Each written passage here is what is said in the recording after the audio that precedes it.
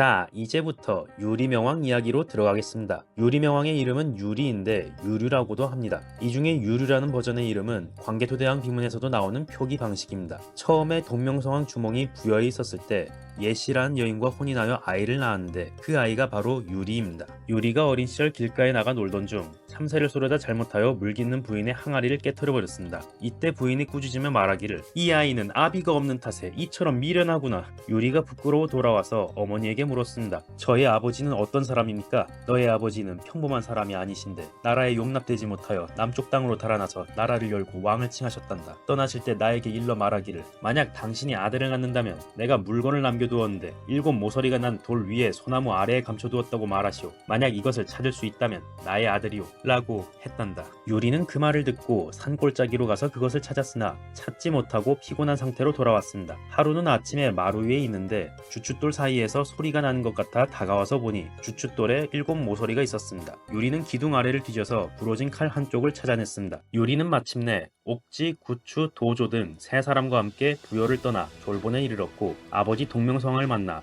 부러진 칼을 바쳤습니다. 동명성왕이 자기가 가지고 있던 부러진 칼을 꺼내어 이를 합치니 이어져서 하나의 칼이 되었다고 합니다. 동명성왕은 이를 기뻐하며 유리를 태자로 삼았고 얼마 후 기원전 19년에 왕이 죽고 유리가 왕위에 올랐습니다. 그렇게 왕위에 오르고 이듬해인 기원전 18년 7월 유리명왕은 다문후 송양의 딸과 결혼하여 왕비로 삼았습니다. 이전 영상을 보신 분들은 기억하시죠? 여기서 다문후 송양은 동명성왕에게 항복한 비류국왕 송양입니다. 동명성왕은 송양이 고구려에 항복해오자 옛 비류국 땅을 다물도로 바꾸고 송양을 다물도의 우두머리로 삼아 자치권을 허락했습니다. 이때 동명성왕의 아들인 유리명왕과 송양의 딸이 혼인했다는 것은 부여에서 이주해온 고구려 왕실과 원 고구려 토착 집단 간에 긴밀한 결합이 있었음을 의미하는 것으로 보입니다. 참고로 유리명왕의 다음 왕인 대무신왕 무유리, 유리명왕과 왕비 송씨 사이에서 낳은 아들이라고 합니다. 유리명왕과 왕비 송씨의 결혼 생활은 그리 오래가지 못했습니다. 이듬해인 기원전 17년 10월 왕비 송씨가 세상을 떠났습니다. 유리명왕은 다시 2명의 여자와 새로 결혼했는데 한 명은 화희라고 하는데 고구려 골천 사람의 딸이었고 다른 한 명은 치희라고 하는데 한나라 사람의 딸이었다고 합니다. 이 두 여자는 왕의 총애를 두고 다투었으며 서로 잘 어울리지 않았습니다. 그래서 유리명왕은 양곡이라는 골짜기에 동쪽과 서쪽으로 2개의 궁궐을 지어 2사람을 각각 나누어 살도록 했습니다. 이후 유리명왕이 기산으로 사냥을 나가 7일간 돌아오지 않으니 그 사이에 2 여자가 또 다투었습니다. 이때 화희가 치희를 꾸짖으며 말하기를 너는 한나라 출신의 천한 첩주제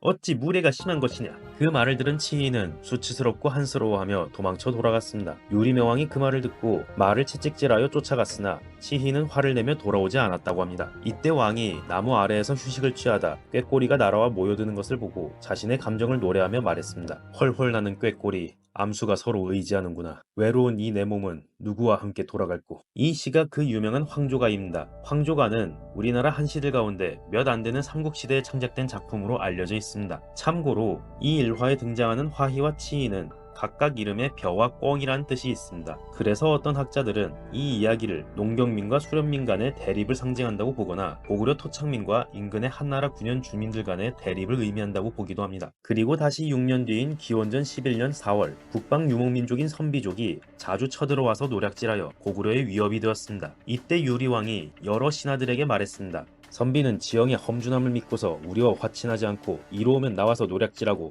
불리하면 들어가 지키니 나라의 걱정거리가 되었다. 만일 이들을 굴복시킬 수 있는 자가 있다면 내가 장차 그에게 후한 상을 내릴 것이다. 그러자 과거 동명왕 때 비류국의 북을 훔쳐왔던 신하 부분노가 나와서 말했습니다. 선비는 지형이 험하고 수비가 단단한 나라이고 사람들이 용감하나 어리석음으로 힘으로 싸우기는 어렵고 꾀로 굴복시키기는 쉽습니다. 그렇다면 어찌해야 하는가? 사람을 시켜 저들에게 들어가 정세를 탐지하도록 하고 거짓으로 우리나라는 작고 병력이 약하며 겁이 많아 움직이기 어렵다라고 말하게 하십시오. 그러면 선비는 반드시 우리를 가볍게 생각하고 대비하지 않을 것입니다. 신은 그 틈을 기다렸다가 정의 병력을 이끌고 샛길로 따라가서 수풀에 숨어 그 성을 엿보겠습니다. 왕께서 약한 병력을 시켜서 그 성 남쪽으로 나가게 하면 저들은 반드시 성을 비우고 멀리 쫓아올 것입니다. 그때 신이 정의 병력으로서 그 성으로 달려 들어가고 왕께서 친히 용맹한 기병을 이끌고 저들을 협공한다면 이길 수 있습니다. 유리명왕은 그의 말에 따라 약한 병사들을 내보내 성 안의 선비족들을 유인했습니다. 예상대로 선비족들이 문을 열고 군대를 내어 쫓아왔는데 부분노가 병력을 이끌고 그 성으로 달려 들어가니 선비가 이를 보고는 크게 놀라 되돌아 달려왔습니다. 이때 부분노가 관문을 맡아 맞고 싸우니 목을 베어 죽인 것이 매우 많았습니다. 유리명왕이 깃발을 들고 북을 울리며 나아가니 선비는 앞뒤로 적을 맞아 개책이 다하고 힘이 꺾여 항복하여 속국이 되었다고 합니다.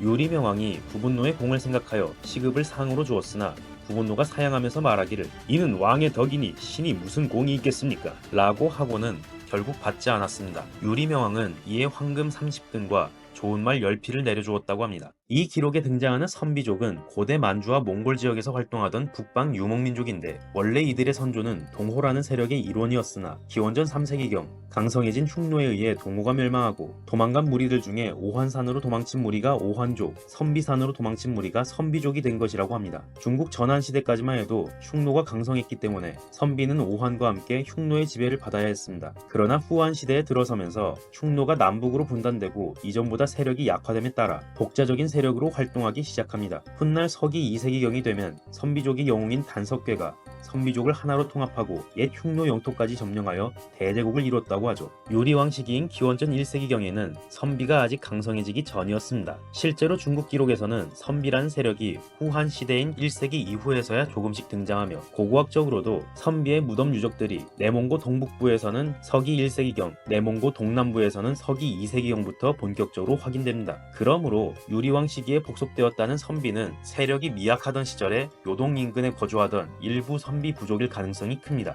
중국의 후한서에는 여러 선비 부족들 가운데 고구려에 복속되어 있는 말리라는 부족이 후한에 공물을 바쳤다는 기록이 있습니다. 후한서는 이것을 서기 49년의 일이라고 기록했는데 유리왕이 선비족을 복속시켰다는 시기로부터 50여 년 뒤의 일입니다. 그렇다면 유리왕이 복속시켰다는 선비족은 이 만리 등의 일부 선비계 부족에 해당될 것으로 보입니다. 따라서 이 사례는 삼국사기의 고구려 초기 기록이 중국 기록과 교차 검증이 잘 된 좋은 사례라고 볼 수 있습니다. 참고로 훗날 5대 모본왕 시기에 고구려가 중원을 공격할 때도 이때 복속시킨 일부 선비 부족들을 앞세워서 공격했을 것으로 보기도 합니다. 고구려와 선비의 중원 진출에 대한 자세한 내용은 나중에 모본왕 편에서 다루도록 할게요.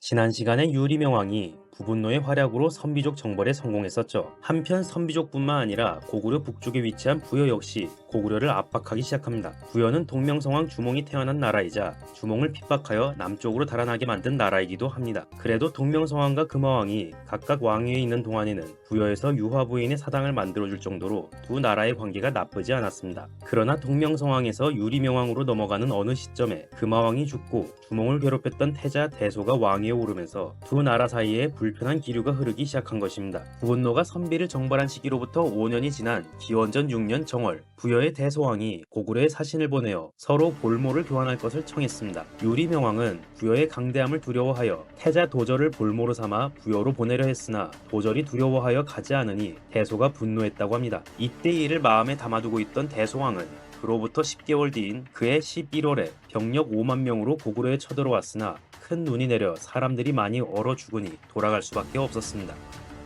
유리명왕 제2기간은 외부로부터의 위협도 있었지만 내부적으로도 불안정한 시기였습니다. 특히 이때는 고구려의 신하나 왕자들이 의문의 죽음을 당하거나 제거당한 일들이 일어났습니다. 대표적으로 기원전 1년 8월에는 제사에 쓸 돼지가 달아나자 탕리와 사비라는 신하들에게 돼지를 쫓게 하였습니다. 두 사람은 장옥택이라는 연못에 이르러 돼지를 찾아낸 뒤 도망치지 못하도록 칼로 다리의 힘줄을 끊어버렸습니다. 그 소식을 들은 유리명왕은 화를 내며 하늘의 제사 지낼 희생을 어찌 상하게 할 수 있는가 라고 말하고는 두 사람을 구덩이 속에 던져 죽여버렸습니다. 그렇게 탕리와 사비를 죽이고 한 달이 지난 그해 9월에 왕이 병에 걸렸습니다. 이에 한 무당이 탕리와 사비가 빌미가 된 것입니다 라고 말하였고 이에 왕이 사과하도록 하니 곧 병이 나았다고 합니다. 한편 그로부터 1년 뒤인 서기 1년 정월에는 태자 도절이 갑작스럽게 세상을 떠났습니다. 도절 태자가 사망한 이유에 대해서는 알 수 없지만 이 죽음을 시작으로 유리왕 가족사의 비극이 연이어 일어납니다. 그로부터 이듬해인 서기 2년 3월에는 제사에 쓸 돼지가 달아나는 일이 또 일어났는데 희생 제물을 담당하는 설지라는 사람에게 명하여 돼지를 뒤쫓도록 하였습니다. 이때 설지가 국내 위남에 이르러 찾아내어 국내 사람의 집에 가두어 기르도록 하고는 돌아와 왕에게 말하기를 신이 돼지를 쫓아 국내 위남에 이르렀는데 그 산수가 깊고 험하며 땅은 오곡을 기르기에 알맞고 고라니, 사슴, 물고기, 자라가 많이 나는 것을 보았습니다. 왕께서 만약 도읍을 옮기시면 백성의 이익이 무궁할 뿐만 아니라 전쟁의 걱정도 면할 만합니다. 그 말을 들은 유리명왕은 6개월 후인 그해 9월에 국내에 가서 지세를 보고 졸본으로 돌아오다가 사물택이라는 연못에 이르렀는데 한 사내가 못 위에 바위에 앉아있는 것을 보았습니다. 그 사내는 왕의 신하가 되기를 청했는데 유리왕이 이를 기쁘게 허락하고 그에게 사물이라는 이름과 위시라는 성을 주었다고 합니다. 그리고 이듬해인 서기 3년 10월에는 도읍을 졸본에서 국내로 옮기고 그곳에 위남성을 쌓았습니다. 이때부터 국내성이 고구려의 도읍이 된 것입니다. 서기 3년 12월에는 유리명왕이 질산의 북쪽에서 사냥했는데 5일이 지나도록 돌아오지 않았습니다. 이때 부여에서부터 주몽을 따라왔던 개국 공신인 대보 협보가 간언하여 다음과 같이 말하였습니다. 왕께서 새로 도읍을 옮겨 백성들이 평안히 지내지 못하므로 마땅히 부지런히 힘써 정사를 올바르게 돌보아야 할 것입니다. 그런데 이를 생각하지 않으시고 말을 달려 사냥하며 오랫동안 돌아오지 않으셨습니다. 만약 왕께서 잘못을 고쳐 스스로 새로워지지 않으신다면 신은 정치가 문란해지고 백성들이 흩어져 선왕의 위협이 땅에 떨어질까 두렵사옵니다. 유리왕은 협보의 말을 듣고 매우 화가 나서 협보의 관직을 파하고 관청의 동산일을 맡도록 하였습니다. 개국 공신이자 고위 관료에게 정원사 일을 맡긴 것이죠. 협보는 갑작스러운 좌천에 분노하여 남쪽의 한으로 가버렸다고 합니다. 이때 유리왕과 협보의 대립을 유리왕의 신세력과 기존 구세력 간의 대립으로 보는 의견도 있습니다. 이 주장에 따르면 주몽과 유리부자가 각각 시기차를 두고 부여로부터 내려왔다는 것은 두 차례에 걸친 부여 유이민의 남하를 의미한다고 합니다. 그리고 이 가운데 주몽이 먼저 부여로부터 내려와 정착한 세력, 유리가 나중에 와서 정착한 세력을 상징한다는 것입니다. 즉 주몽을 따라서 온 협보가 먼저 정착한 세력의 일원으로서 나중에 온 유리왕 세력과 대립했으나 밀려나게 되었다는 것이죠. 그러나 협보 외에 동명성왕 시기에 활동했던 개국 공신들은 이후 기록에서도 계속 활동하기 때문에 협보와 유리왕의 대립 자체를 1차 정착 세력과 2차 정착 세력 간의 정치 투쟁으로 해석할 수 있는지 약간의 의문이 됩니다. 한편 도절이 죽은 이후 몇 년 동안 태자 자리가 공석이 된 상태였습니다. 유리왕에게는 첫째 아들 도절 외에 다른 아들들이 있었는데 둘째 해명, 셋째 무휴, 그 외에 해색주, 여진, 제사라는 아들들이 있었다고 합니다. 서기 4년 2월 유리명왕은 둘째 왕자 해명을 태자로 삼고 나라 안의 죄인들을 크게 사면하였습니다. 이듬해인 서기 5년 9월 유리명왕이 기산 들판에서 사냥하다가 이상한 사람을 만났는데 그는 양쪽 겨드랑이에 날개가 있었습니다. 왕은 그를 조정에 등용하여 우씨라는 성씨를 주고 자신의 딸과 결혼시켜 사위로 삼았습니다. 참고로 이 우씨 사내는 드라마 자명고에서 배우 이한희 씨가 연기했던 캐릭터인 운하로 대장군의 모티브가 된 인물입니다.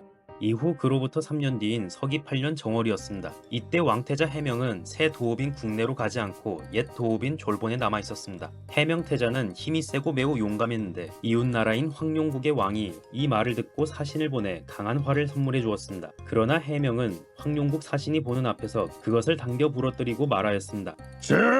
하하하, 내가 힘이 있는 것이 아니라 활 자체가 굳세지 못할 뿐이다. 황룡국 왕은 그 말을 전해 듣고 부끄러워하였습니다. 이에 유리왕은 이 소식을 듣고 화를 내며 황룡국 왕에게 알려 말하기를 해명이 자식이 되어 불효를 하니 청컨대 과인을 위하여 그를 죽여주시오.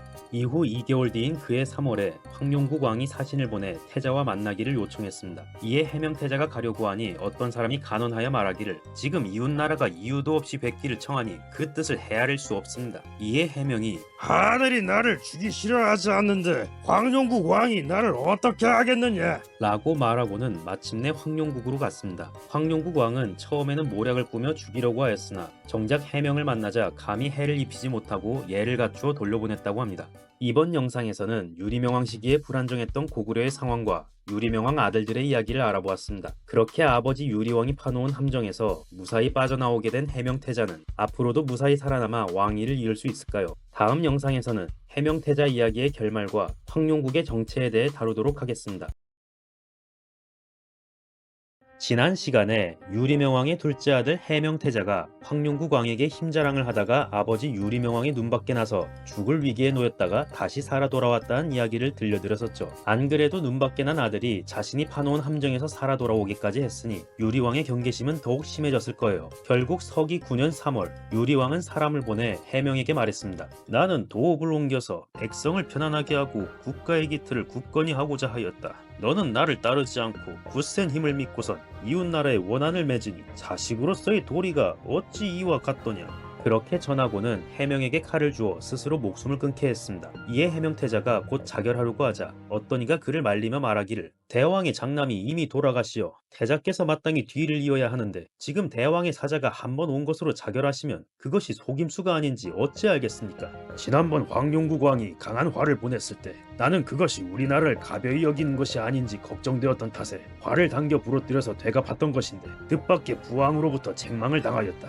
지금 부왕께서 내가 불효하다고 하여 칼을 내리시어 스스로 목숨을 끊게 하니 아버지의 명령을 어찌 피할 수 있겠는가? 해명은 그렇게 말하고는 여진의 동쪽 들판으로 가서 창을 땅에 꽂고 말을 달려 거기에 찔려 사망하였으니 그의 나이 21살이었다고 합니다. 이에 태자의 예로 동쪽 들판에 장사 지내고 사당을 세워주었으며 그 땅을 창을 꽂은 벌판이라고 하여 창원이라고 하였습니다. 그렇게 유리명왕은 첫째 아들 도절에 이어 둘째 아들 해명까지 잃게 되었습니다. 이때 일어난 유리왕 부자의 비극에 대해 삼국사기 편찬자는 다음과 같이 논평을 남겼습니다.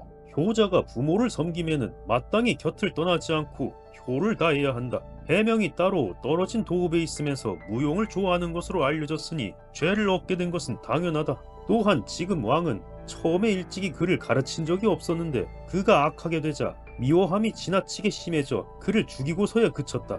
아비가 아비답지 못하고 자식은 자식답지 못하다고 할 만하다. 삼국사기 편찬자들은 이 비극에 대해 아비가 아비답지 못하고 자식은 자식답지 못한 것이라는 유학자다운 평가를 남겼습니다. 삼국사기 편찬자들의 성향이 잘 드러나는 대목이죠. 당시 유학자들은 역사에 대한 객관적인 분석보다는 유교적인 교훈을 얻으려는 목적을 가지고 평가를 남기다 보니 자기 자식을 죽게 만든 유리왕을 좋지 않은 시각으로 바라본 것입니다. 이 평가만 놓고 본다면 유리왕은 최악의 폭군 혹은 암군인 것처럼 보일 수도 있겠네요. 그러나 이 사건을 단순한 가정 내의 불화가 아닌 정치적인 측면으로도 해석해 본다면 유리왕의 다른 면모를 볼 수 있습니다. 사실 해명태자가 유리명왕에게 미움을 받게 된 계기 중 하나로 해명이 유리왕을 따라 국내성으로 가지 않고 옛 수도인 졸본에 남았다는 것을 주목할 필요가 있습니다. 이는 유리왕의 국내성 천도 과정에서 여러 반발이 있었다는 것을 의미합니다. 이건 지난 시간에 소개했던 개국공신 협보가 국내성 천도를 잘못된 일이라고 간언했다가 좌천당한 사건과도 연결되죠. 그러나 옛 수도 졸본을 지지했던 협보와 해명 모두 유리왕에게 제거당했다는 것으로 볼 때 유리왕은 조정과 왕실 내의 불만 세력들을 강경하게 억누르고 나라의 새로운 기틀을 다진 것이라고 해석할 수 있습니다. 그렇게 본다면 유리명왕은 한 개인으로서는 비정하고 잔혹한 아버지라고 할 수 있겠지만 임금으로서는 건국 초기의 혼란 속에서 기틀을 다진 철을 군주로 평가할 수 있습니다. 마치 고려의 광종, 조선의 태종 같은 역할이었던 셈이죠. 참고로 고구려인들이 직접 남긴 기록인 광개토대왕 비문의 일면 첫머리에서는 고구려 왕실의 신성함을 선전하면서 추모왕, 유류왕, 대주류왕을 소개하고 있는데 이는 당시 고구려인들이 유리왕을 건국 초기에 기틀을 다진 중요한 임금 중 하나로 인식했다는 것을 잘 보여줍니다. 한편 이 기록에 등장하는 이웃나라 황룡국은 대체 어떤 나라일까요? 이 황룡국의 정체에 대해 다양한 견해들이 있습니다. 우선 고려사 지리지와 신증 동국 여지 등람에서는 평안도 용강현 지역의 역사를 설명하면서 황룡국이 평안도 용강에 위치했다는 내용을 전합니다. 그러나 이 기록들은 한참 후대의 기록이며 확실한 근거는 없습니다. 그 외에 단제 신채호는 황룡국을 해모수가 세운 북부여의 별명으로 보았는데 자신의 저서에서 황룡국을 북부여로 본 근거를 따로 제시하지는 않았습니다. 참고로 거란족 요나라의 역사를 전하는 요사 지리지에 따르면 거란이 발해를 멸망시키고 발해의 옛 땅에 세운 행정구역 가운데 용주 황룡부라는 지명이 있는데 이곳이 원래는 발해의 부여부였다고 합니다. 지극히 제 개인적인 추측이지만 어쩌면 신채호 선생님은 이 기록에서 착안하여 황룡국을 북부여로 본 것이 아닐까 싶어요. 다만 해모수의 북부여는 주몽의 탄생설화 배경으로 다루어진 이후로는 기록에서 전혀 나타나지 않기 때문에 이 기록의 황룡국과 동일한 세력으로 볼 수 있을지 의문이 듭니다. 한편 최근의 학자들 중에는 이 황룡국을 따로 실존했던 이웃나라가 아니라 중국 세력과 관련된 것으로 보는 분들도 있습니다. 여러분 혹시 서기 5세기경 고구려와 국경을 접했던 중국의 북연이라는 나라를 아시나요? 어쩌면 짤이나 패러디로 접한 분들이 있을 수도 있는데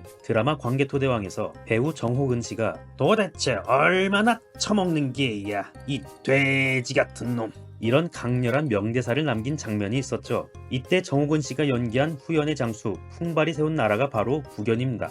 당시 북연은 수도 이름이 황룡성이었기 때문에 황룡국이라고도 불렸었는데 이 주장에 따르면 해명태자의 설화 역시 5세기 이후의 인식이 합쳐져서 지금의 모습으로 완성된 것이라고 합니다. 즉 황룡국은 중국 왕조로부터 모티브를 따서 만든 개념이라는 것이죠. 그 밖에 황색이 중앙을 상징하는 색깔이라는 점에 주목하여 황룡국 자체를 중국 한나라의 군현 세력으로 보는 의견도 있습니다. 만약 황룡국을 중국과 연결지어보는 견해대로라면 이 기록에서의 황룡국은 제법 강대한 세력이었던 것이 됩니다. 그러나 이 기록에 묘사된 황룡국 왕은 고구려의 해명태자가 화를 부러뜨렸는데도 감히 따지지 못했고 유리왕이 자신의 아들을 죽여달라고 요구한 것을 따르려고 하는 등 고구려의 요구대로 움직이는 모습을 보였습니다. 만약 황룡국이 매우 강대한 세력이었다면 유리왕이 함부로 이래라 저래라 요구하지는 못했겠죠. 그러므로 이 기록에서의 황룡국은 오히려 초기 고구려와 국력이 비슷한 세력처럼 보입니다. 그리고 광개토대왕 비문에서 추모왕이 황룡의 머리를 디디고 서서 하늘로 올라갔다고 기록된 것으로 볼 때 고구려 사람들도 중국과는 별개로 황색과 용이라는 요소를 신성하게 여겼음을 알 수 있습니다. 따라서 황룡이라는 이름이 나온다고 해서 반드시 중국과 연결지어야만 할지 의문이 됩니다. 그러므로 저는 개인적으로 해명태자와 황룡국 이야기는 고구려 초기에 이웃 소국들 간의 관계에서 일어났던 사건을 모티브로 한 이야기라고 봐도 되지 않을까 생각합니다. 다시 5개월 후인 서기 9년 8월 부여가 또다시 고구려를 압박해 옵니다. 이때 부여 대소왕이 고구려에 사신을 보냈는데 부여의 사신이 왕을 꾸짖으며 말했습니다. 우리 선왕과 당신의 선군 동명왕은 서로 사이가 좋았으나 당신의 선군이 우리 신하들을 깨어 도망하여 이곳에 이르러 성곽을 만들고 사람들을 모아 나라를 이루고자 하였다. 대체로 나라에는 크고 작음이 있고 사람에게는 어른과 아이가 있다. 작은 것이 큰 것을 섬김이 예이며 아이가 어른을 섬기는 것이 도리이다.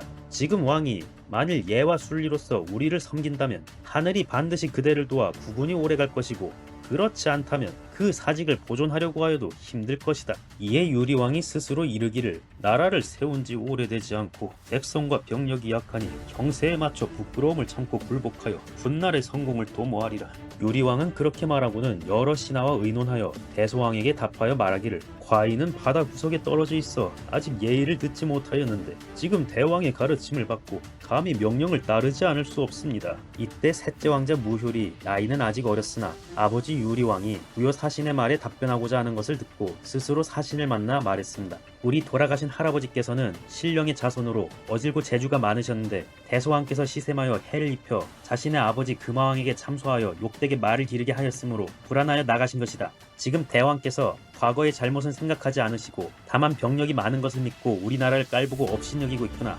청하건대 사자는 대왕에게 돌아가서 지금 여기에 알들이 쌓여 있는데 만일 대왕께서 그 알들을 허물어뜨리지 않으신다면 신은 장차 섬길 것이요 그렇지 않으시면 섬기지 않을 것입니다. 라고 아뢰도록 하라. 무효의 경고를 들은 부여의 사자는 부여로 돌아가 대소왕에게 그 말을 그대로 전달했습니다. 이 무엄한 놈, 감히 꼬맹이가 내가 보낸 사자에게 그리 말했단 말이더냐?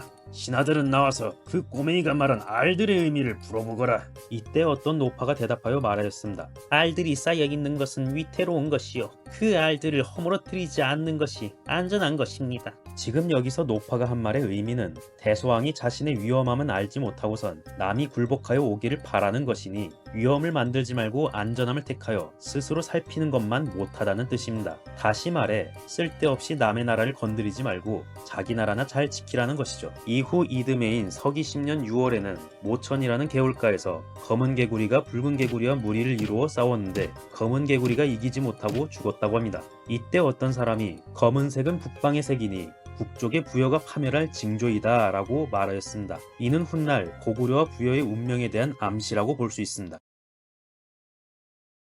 유리왕 제2기간은 부여에 이어 중국 왕조와의 충돌이 본격적으로 시작된 시기이기도 합니다. 이때 중국에서는 왕망의 찬탈로 인해 전한이 망하고 왕망의 신나라가 잠시 들어섰습니다. 신나라 황제 왕망은 유교 사상에 매우 심취해 있었는데 그는 자신의 유교적 이상을 실현하기 위해 온갖 제도들을 유교 경전에 맞게 뜯어고쳤고 주변의 이민족들의 국명이나 군주의 칭호를 격화시켜 주변 세력과의 긴장관계를 유발했습니다. 9년의 태소를 대윤으로 고치고 흉노를 항노로 격화시킨 사례가 대표적인 예시입니다. 그렇게 신나라와 흉노의 관계가 악화되자 왕망은 흉노를 정벌하기 위해 고구려로부터 병력 징발을 요구했습니다. 이때의 일을 삼국사기에서는 서기 12년에 일어난 것으로 전합니다. 이때 고구려 측에서 가려고 하지 않자 무리하게 억지로 보내었더니 모두 도망가서 국경 밖으로 도망쳐버렸고 법을 어겨서 도적이 되었다고 합니다. 이때 신나라 요서군의 대윤 전담이 그들을 추격하다 죽임을 당하니 중국의 행정구역인 주와 군들이 잘못을 고구려에게 돌렸습니다.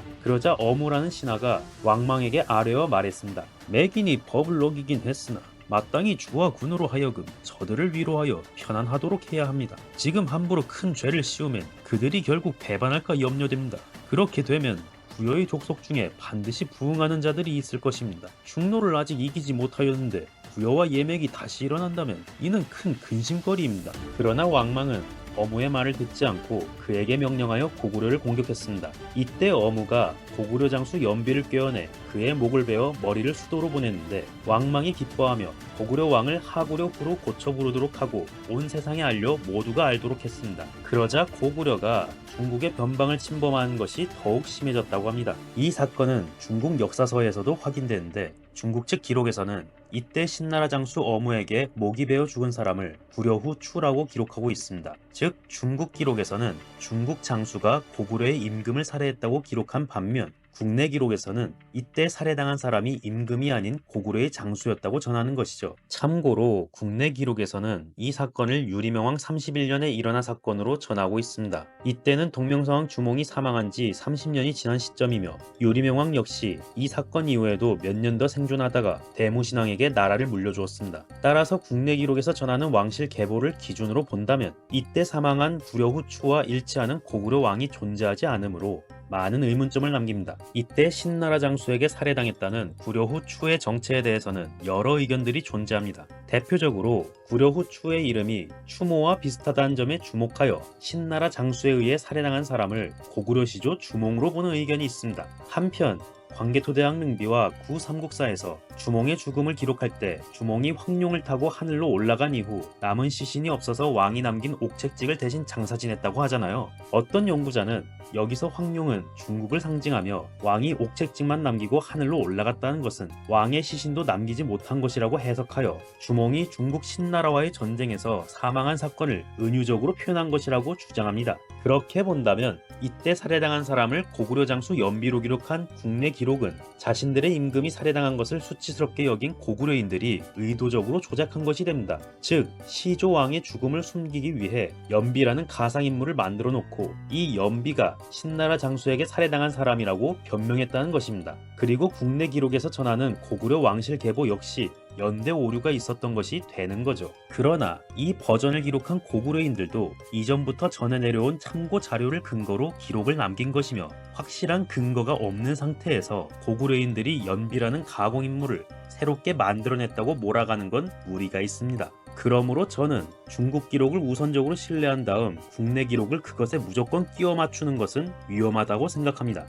그렇다면 국내 기록과 중국 기록 사이에서 발생한 이 모순을 어떻게 봐야 할까요? 설마 이번에는 중국 기록이 왜곡된 것일까요? 그러나 중국 기록의 구려후 추 역시 확실한 증거가 없는 상태에서 일방적으로 잘못된 기록이라고 보기는 어렵습니다. 게다가 신나라 왕망이 구려후 추의 죽음을 공식적으로 발표했던 것으로 볼 때 그들 나름대로 고구려의 군주라고 판단할 만한 인물이었을 가능성이 있습니다. 이 두 기록 모두 함부로 부정할 수 없다면 이 모순점은 어떻게 해결해야 할까요? 한편 이 두 기록을 절충한 재미있는 학설이 있습니다. 그건 바로 중국 기록의 구려후 추가 국내 기록의 고구려 장수 연비와 동일 인물이며 실제 고구려 왕은 아니었다는 학설입니다. 즉 중국인들이 인식한 고구려 왕과 실제 고구려 왕이 다른 인물이었다는 말이죠. 이게 어떻게 된 걸까요? 초기 고구려는 느슨한 지방 자치 세력인 부로 이루어진 나라였습니다. 이 부는 과거 고구려에 병합된 여러 소국들이었죠. 따라서 초기에는 주몽의 고구려에 병합되기 이전부터 원 고구려 지역 내에서 각 지역을 다스려왔던 소국의 우두머리들이 계속 남아있었고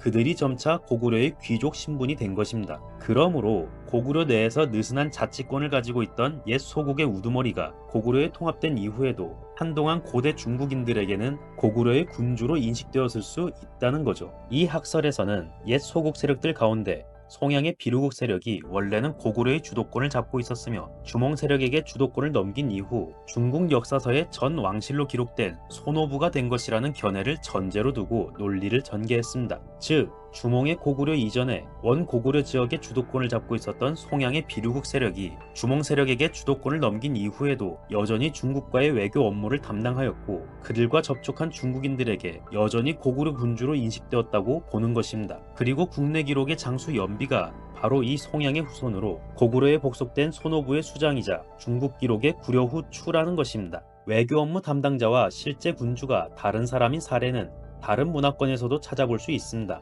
대표적으로 일본에서는 쇼군이 실권을 장악하던 시기에 천황 대신 외교 업무를 담당하여 중국이나 조선으로부터 일본 국왕, 대군 등의 명칭으로 불리기도 했습니다. 이 경우 역시 외교상에서의 군주와 실제 군주가 다른 사람인 것이죠. 물론 고구려의 사례가 이것과 완전히 같은 상황은 아닙니다. 다만 이 시기가 비류국 세력에서 주몽 세력으로 주도권이 옮겨간 지 얼마 안 된 과도기였다는 특성상 초기 고구려에도 외교상에서의 군주와 실제 군주가 별도로 존재했을 가능성이 있다고 생각됩니다. 이제 다시 이야기로 돌아가겠습니다. 이듬해인 서기 13년 11월에는 부여가 다시 고구려로 쳐들어왔습니다. 이때 유리왕은 셋째 아들 무휼에게 군사를 거느리고 맡게 했습니다. 무휼은 병력이 적어 맞설 수 없을 것을 우려하여 기묘한 계책을 세워 친히 군사를 거느리고 산골짜기에 숨어 그들을 기다렸습니다. 부여군이 곧바로 학반령이라는 산골짜기 아래에 이르자 복병이 나와서 공격하니 부여군은 크게 패하여 말을 버리고 산으로 올라갔습니다. 이때 무휼이 병력을 풀어 부여 병사들을 모두 죽였습니다. 이때 무휼의 나이는 겨우 10살이었다고 합니다. 그렇게 무휼의 활약으로 부여의 침입을 물리친 이후 이듬해인 서기 14년 정월 유리왕은 그 공을 인정하여 무휼을 태자로 삼고 군사와 나란 일을 맡겼습니다. 학반령 전투에서의 승리는 동명성왕이 부여로부터 도망쳐 나온 이후 처음 부여로부터 거두게 된 대승이었습니다. 이 전투 덕분에 자신감을 얻었는지 고구려는 오랜만에 대회 원정에 들어갑니다. 7개월 후인 그해 8월 유리명왕이 오이와 마리에게 명하여 병력 2만 명을 거느리고 서쪽으로 양맥을 쳐서 멸망시켰습니다. 그리고는 병력을 내어보내 한나라 현도군의 고구려 현을 습격하여 빼앗았다고 합니다. 그로부터 4년 뒤인 서기 18년 4월에는 유리왕의 아들 중 하나인 왕자 여진이 물에 빠져 사망하였습니다. 유리왕은 슬퍼하며 사람을 시켜 시신을 건지려 했으나 찾지 못했습니다. 이후에 비류나부 사람 제수가 시신을 찾아서 알리니 마침내 예로서 왕골령의 장사 지내고 제수에게 금과 밭을 주어 보답했다고 합니다. 그렇게 또 한 명의 자식을 잃은 슬픔에 잠겨있던 유리명왕은 서기 18년 7월 이궁이 있는 두곡이라는 지역으로 행차하였고 3개월 후인 그해 10월에 두곡의 이궁에서 세상을 떠났습니다. 왕의 시신은 두곡의 동쪽 들판에 장사 지냈다고 합니다. 그렇게 유리명왕의 일대기가 끝이 났습니다. 유리명왕의 재위 기간은 나라가 세워진 지 얼마 안 되어 국가 기틀을 다지기 시작한 시기로 대내외적으로 불안정한 시기였습니다. 이때 외부에서는 부여, 선비, 신나라 등이 고구려를 압박해왔고 내부에서는 일부 반발하는 왕자와 신하들을 숙청하는 사건들이 몇 차례 있었습니다. 그러나 유리왕은 이러한 혼란 속에서도 고구려를 지켜냈고 그의 의지는 아들인 대무신왕에게 이어지게 됩니다. 비록 유리왕 시기의 고구려는 아직 대외적으로 크게 뻗어나가지는 못했지만 이때 기틀을 다져놓은 덕분에 대무신왕의 활발한 대외정복 활동이 있었으리라 생각됩니다. 마치 조선의 태종이 다져놓은 기반을 아들 세종이 물려받아 발전시킬 수 있었던 것처럼 말이죠. 다음 시간에는 고구려 세 번째 임금인 대무신왕의 이야기로 찾아뵙겠습니다. 유익한 시간이 되셨다면 구독, 좋아요, 알림 설정 부탁드립니다.